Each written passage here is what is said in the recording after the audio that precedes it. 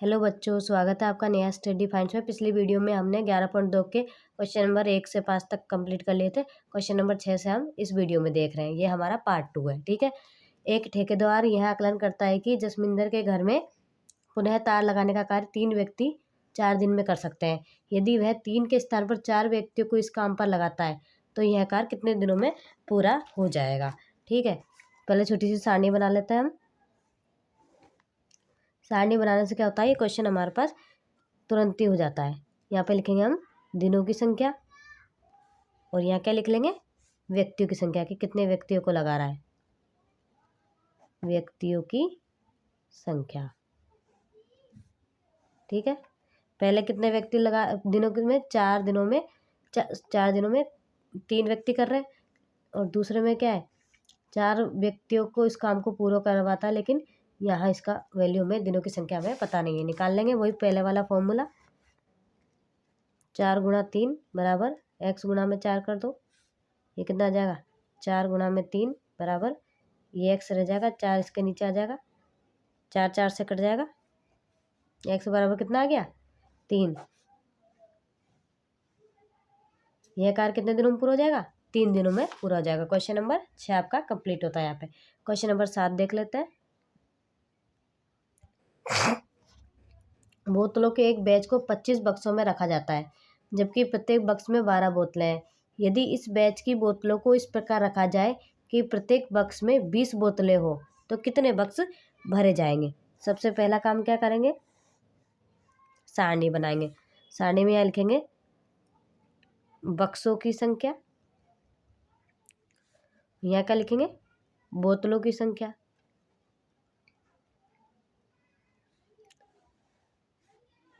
पहले हमारे पास कितने थे बक्स, ये थे हमारे पास 25, तो कितनी बोतलें आ रही थी उसमें, 12।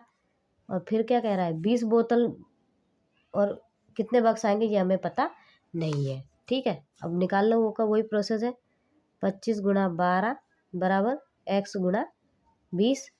ये हो गया 25 गुणा 12, x इधर रह जाएगा, 20 यहाँ पे आ जाएगा। काट दो, कैसे कटेगा ये, 2 से काटो, 2 छिंग 12 और ये 10, ये हो गया 2 तिया 6 और 2 पंजे का 10, और ये हो गया 5 25, 5 तिया 15, x बराबर कितना आ जाएगा, 15। कितने बक्स भरे जाएंगे उससे, 15। ठीक है, नेक्स्ट क्वेश्चन नंबर आपका 8 देख लेते हैं क्या कह रहा है हमसे। बहुत छोटे छोटे क्वेश्चन है, मिनटों में हो रहे हैं। एक फैक्ट्री में कुछ वस्तुएं 63 दिन में बनाने के लिए 42 मशीनों की आवश्यकता होती है। उतनी वस्तुएं 54 दिनों में बनाने के लिए कितनी मशीनों की आवश्यकता होगी। छोटा सा प्यारा सा करो एक सारणी बनाने का काम। आधा क्वेश्चन तो आपका यही सॉल्व हो जाता है। मशीनें कितनी है और दिन कितने हैं। मशीन है जब 42 थी तो दिन लग रहे थे 63, और जब मशीनें हो गई हमारे पास कितनी, 54, तो दिन निकाल लेंगे। दिन निकालने में क्या है भैया, ये देखो 42 गुणा कर दो 63, बटे में तो बाद में करेंगे, 54 गुणा में x, 42 गुणा 63 बटे में x इधर रह गया, 54 नीचे आ जाएगा। काट दो इसको, 9 7 63 हो गया, 9 6 54, 6 7 42, ये कितना आ गया, 7 गुणा 7 बराबर x, कितना आ गया, 49। x बराबर कितना आ गया, यहाँ पे कितना आ जाएगा, 49। ठीक है, क्लियर है यहाँ तक। क्वेश्चन नंबर 9 देख लीजिए। एक कार एक स्थान तक पहुँचने में 60 किलोमीटर पर आवर की चाल से चलकर 2 घंटे का समय लेती है, तो 80 किलोमीटर आवर की चाल से चलकर उस कार को कितना समय लगेगा। वही बना लो, देखो एक छोटी सी प्यारी सी सारणी, जब गति कितनी रहती है और समय कितना रहता है। ठीक है, जब गति उसकी रह रही है अपने 60 किलोमीटर पर आवर तो वो 2 घंटे का समय ले रही है, और जब 80 किलोमीटर पर आवर चल रही है तो x समय लेगी। वही x हम निकाल लेंगे, 60 गुणा 2 और 80 गुणा x, 60 गुणा 2 बराबर x, 80 नीचे आ जाएगा। काट दो, 1 0 से 1 0 काट गया, 2 चौक 8 हो गया हमारे पास। कितना आ गया, 6 बटे में 4, और कट जाएगा, वैसे डायरेक्ट काट लो, 4 एकम 4, 6 2 20, 1.5 कितना समय लगेगा? 1.5 घंटा लगेगा। लिख दिया आपकी सुविधा के लिए 1.5 घंटे को। ठीक है, क्वेश्चन नंबर 9 कंप्लीट हो गया आपका। क्वेश्चन नंबर 10 देख लेते हैं। 2 व्यक्ति एक घर में नई खिड़कियां 3 दिन में लगा सकते हैं। पहला है, कार्य प्रारंभ होने से पहले एक व्यक्ति बीमार पड़ जाता है, अब यह कार्य कितने दिनों में पूरा होगा? ठीक है, सबसे पहला काम करो बेटा, सारणी बना लो।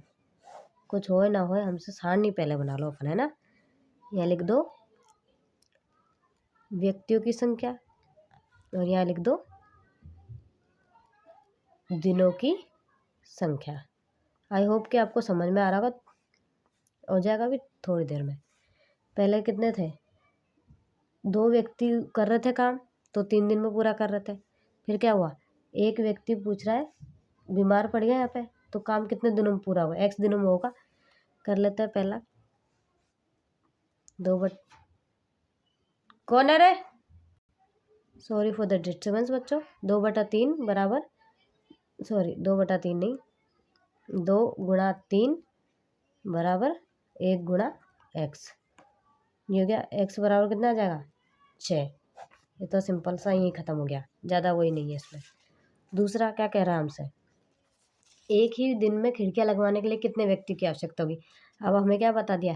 एक दिन बता दिया। यहाँ पे थोड़ा सा और बढ़ा लेते हैं इसको। एक दिन बता दिया, लेकिन ये x2 ये हमको पता नहीं है कि व्यक्ति कितने लगेंगे।